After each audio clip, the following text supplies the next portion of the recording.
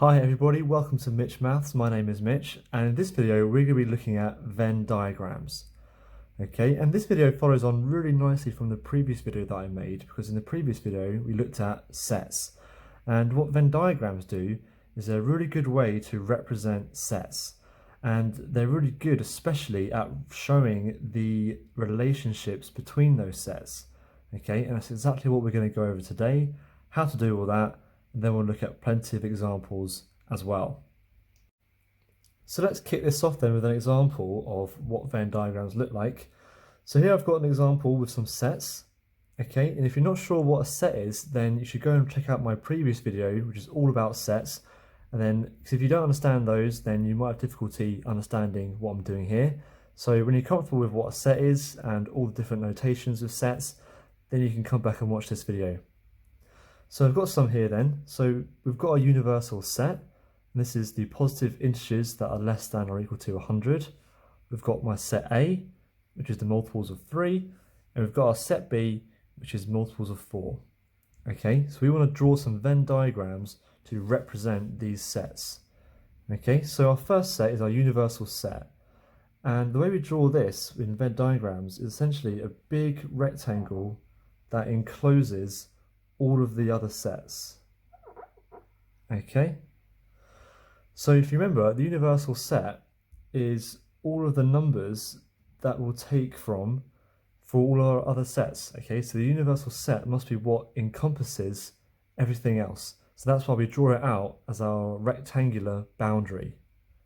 Okay, and then we can draw another one of our sets. So we have our first one, A, and this is multiples of 3. Okay, so we know that there are quite a few multiples of 3 that are below 100. So therefore we can draw a circle to represent our set A. Okay, so all of our other sets inside the universal set are drawn with circles. Okay, and we can label those with the capital letters, just like our normal setup here. We can label that A. Okay, and that's our first set drawn. A few things we can do here as well is, if we know how many members there are inside of our set A, we can draw that in as well. So if we wanted to say, so if we worked out how many members are in set A, so it's multiples of 3, so 3 times 33 is 99.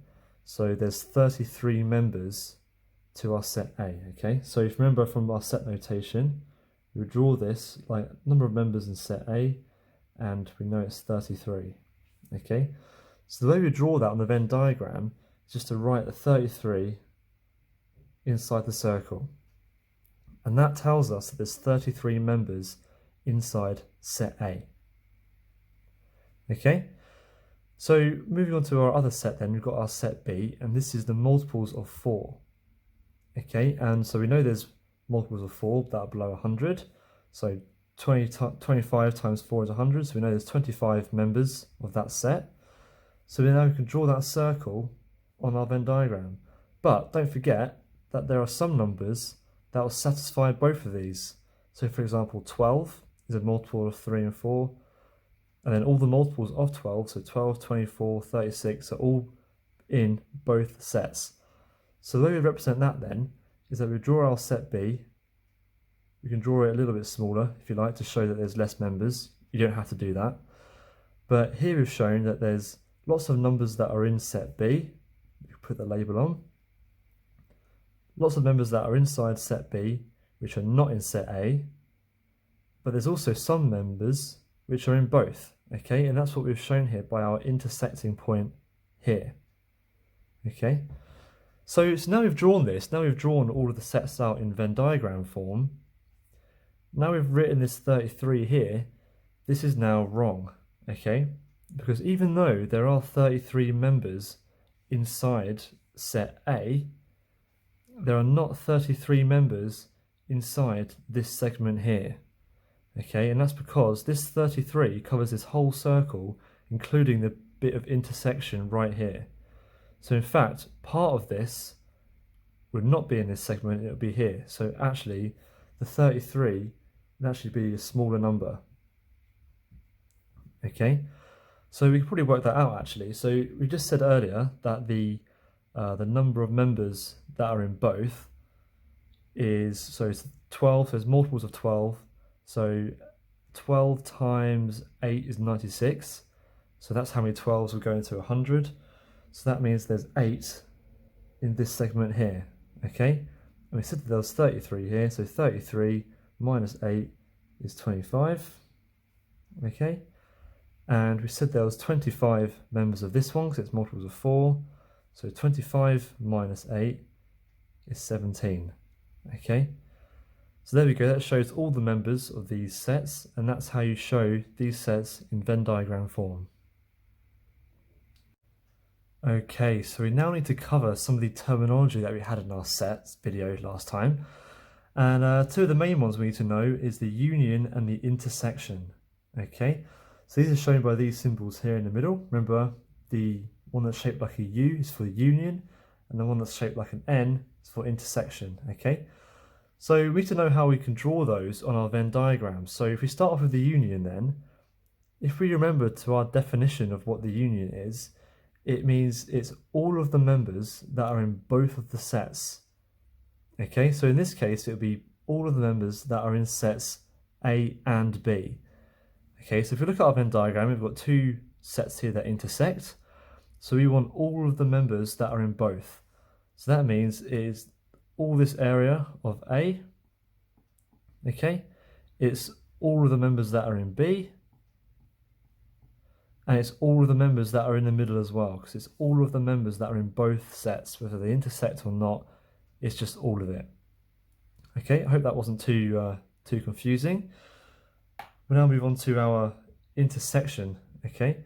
So if we remember our definition of our intersection, it's only the members that are in both, okay? Only the ones that are in both. So therefore, in our Venn diagram, it's only this section in the middle that is intersecting, because that's the only part that shows only the members that are in both circles, okay? We're in that bit that intersects.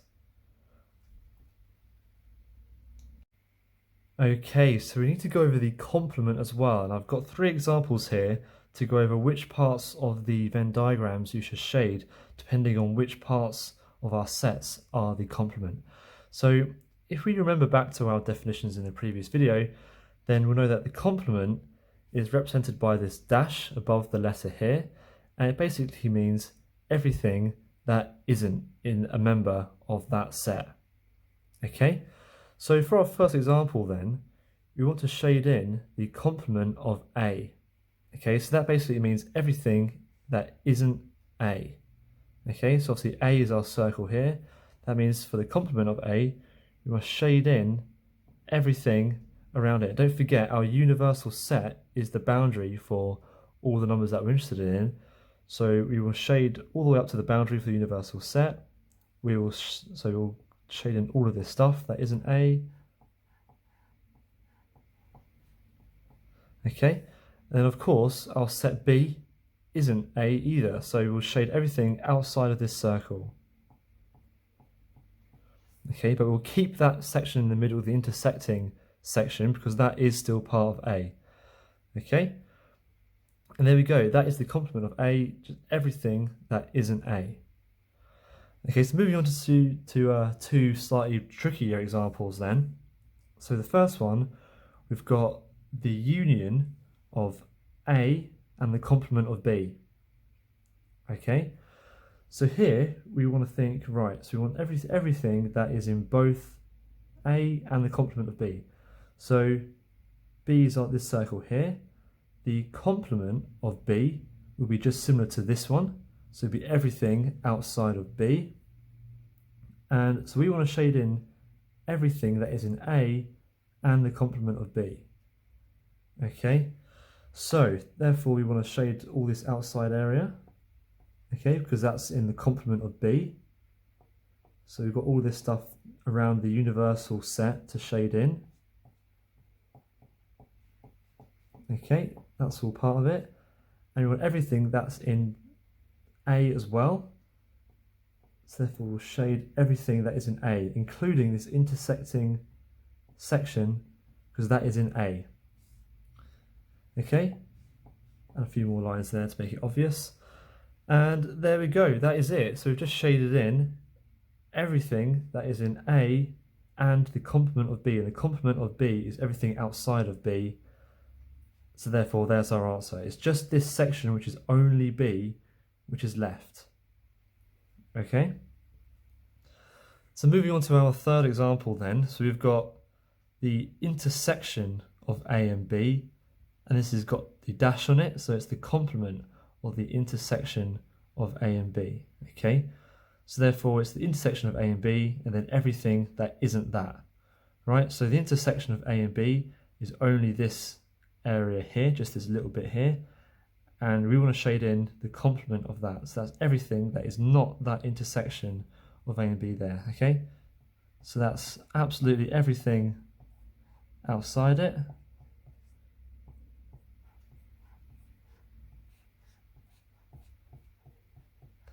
So literally everything that is not that section in the middle. Okay, so I hope that made sense, guys. I see a few of these little aspects thrown in. So I've got our unions, our intersection, and our complements.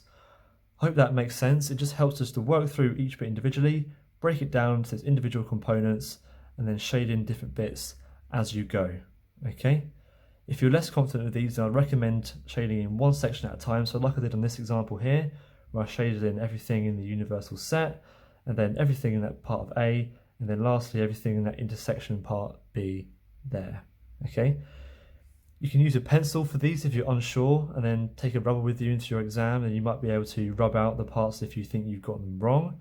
That might help, but keep practicing these, guys, and I'm sure after a little while it will just become second nature. Okay, so we've got one more quick concept to go over then before we go into some other real examples, and that's just for subsets. So remember here, this looks like BCA, but in reality this symbol here is the subset symbol. So here we're actually saying B is a subset of A, okay? So that means that B is entirely inside A. So as you might have guessed, the way you draw that on a Venn diagram is basically draw set B as a circle like this, entirely within set A, okay? And that's how you draw your subsets. Okay, so moving on to my last example then on this video, we've got a Venn diagram over here. We've got three sets inside our Venn diagram. We've got set M, N, and O, all within our universal set. And here I've got two parts that are shaded. So I've got a blue part and a red part. Okay, so the blue part is shaded inside the N set, but not including these intersecting parts. And the red part is this bit here, which is intersecting the M and O, but nothing in the N. Okay, so what I'm going to do here is show you guys how you can work out how to write these shaded areas in set notation. Okay, so it looks really tricky and can be really confusing. So this is one of the harder exam questions that you would get, but again, break it down and it can become simple. Okay, so I'll start off with the blue section.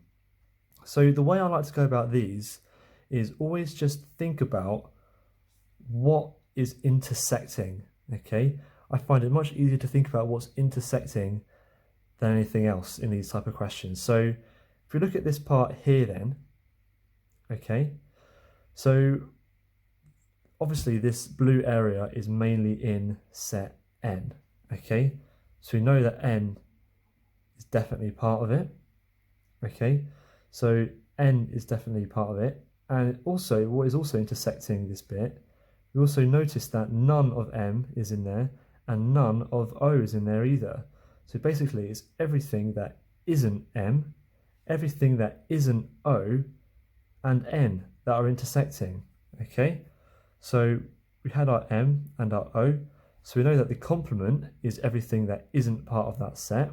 So we know it's intersecting between N, the complement of O, sorry, this is the complement of O, and the complement of M. Okay, I mean, all of those parts are intersecting. So we're going to draw this symbol here. Okay, and there we go, that's our answer. And a good way to sort of try and check this is to, once you've written out an answer that you think is correct, is to then go and work out what this would be on the diagram. Okay, so if you think, Okay, so we've got our n, which is this circle here, and that's intersecting with everything that isn't m, so we know that none of it can be an m, and everything that isn't o, so we know none of it can be an o either. Okay, so it's the intersecting parts that everything outside that. So if we got rid of this n here and just had, say, that part, the m prime intersecting with o prime, it would basically be everything shaded outside of m and o. So all this space shaded. And you want that space to intersect with n. So therefore it's just that part there. Okay? I hope that kind of made sense. It's really one that you need to try and visualize. And another way which you can actually write this is because you've got here intersecting of m prime and o prime, this could also be written as n is intersecting with the union between m and o complemented. Because if you think about it, what this is saying is, when we were saying here, it's intersecting with everything that isn't m and isn't o. Another way of writing that is like this, where we've got the union of m and o, and it's everything outside of that. And that is what is then intersecting with n, and that's what we get. That's how we get this shaded area here. Okay, so two ways that you can write that. Okay, I hope that made sense. We'll try it again with the red example, and hopefully it'll become really clear after that. Okay, so again, we want to think about which parts are intersecting here. Okay, which bits is that red part in? Okay, so we know it's in some of m, we know it's in some of o, but it's not in any of n. Okay, so we've got our m,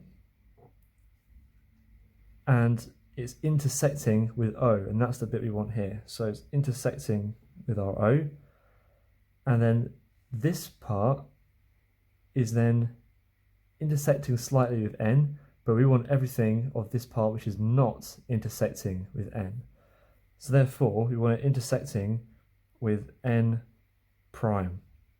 Okay, so that's everything that isn't n intersecting with the intersection of m and o.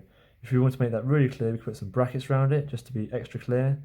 So it's intersection between m and o, and then the bit that is not intersecting with n, or the bit that is intersecting with everything outside of n. Okay? And there we go, and that's it. I hope that made sense.